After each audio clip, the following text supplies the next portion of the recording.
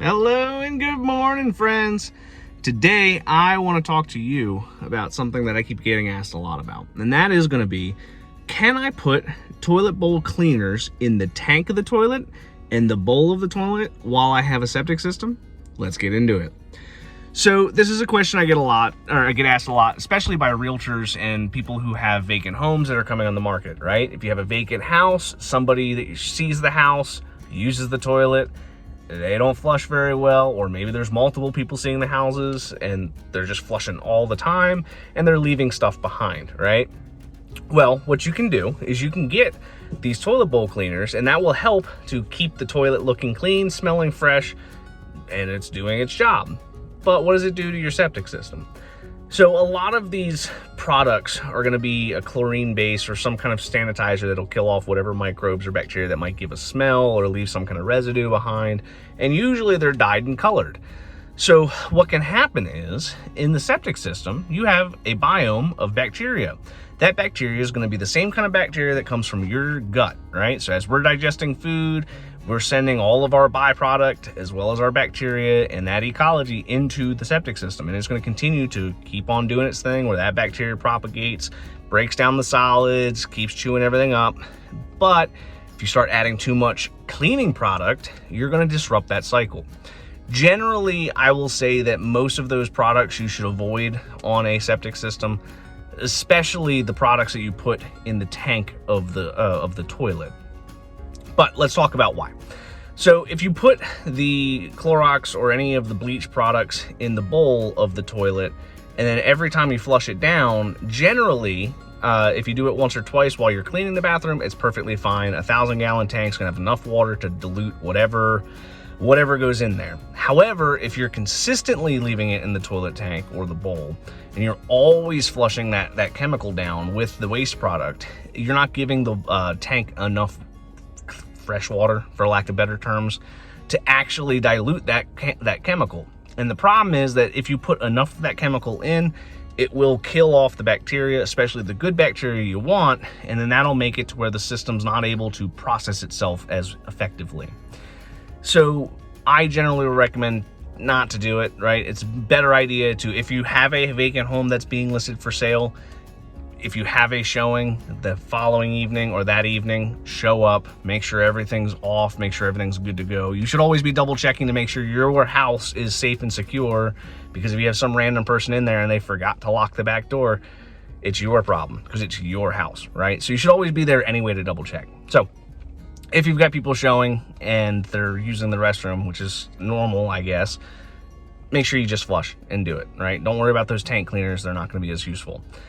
The bigger issue, and the issue I would strongly recommend never to do, is put those little tabs in the back of the toilet.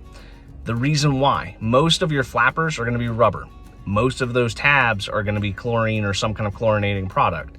Chlorine chews that rubber up to where it will no longer get a good seal. Why is that a problem, you might be asking? So if you have a flush valve or any kind of rubber gasket or a flapper that keeps the water in the tank, if you're deteriorating that rubber, the problem is that it will start to run. A running toilet will destroy your septic system. The reason why: most septic systems are designed to accommodate a few hundred gallons of water per day, right? So if you have a 4-bedroom house, it should be able to accommodate 600 gallons of water per 24-hour cycle. So if you end up having the system that has a toilet that just runs at, let's just say a gallon per minute for a day, or we'll just say a half a gallon per minute, doesn't matter. Not a whole lot of water, right? But if you have that toilet running consistently all day for weeks or years, you will run into the problem of having that septic system get swamped out. What does that mean? So if you've got a 600 gallon per day flow for your septic, and then you end up having a toilet that is putting in 60 gallons of water per hour, in a 10-hour period, you're going to hit that daily flow before you even do anything, before you use the toilet, shower, laundry, dishes, whatever. Before you even get to that point, now you're already in trouble because you've exhausted your design flow, and that's where you can run into some problems. So if you have that toilet going on for a while, it will overload the absorption system and make it look like it's not working. Generally, if you let it sit for a couple days or a week or two, it'll dry itself out. But that doesn't help when you're trying to sell the house. If somebody goes under contract, they inspect it and they see the whole thing swamped, you're going to be looking at potentially a new septic system because they didn't know that that toilet was leaking. Or maybe they did know, and now you're delaying your entire settlement, right? So super important, if you have a vacant home, that you double check the toilets are not running, that they're flushed properly, everything looks like it's in good shape, because it can cause you some headaches, right?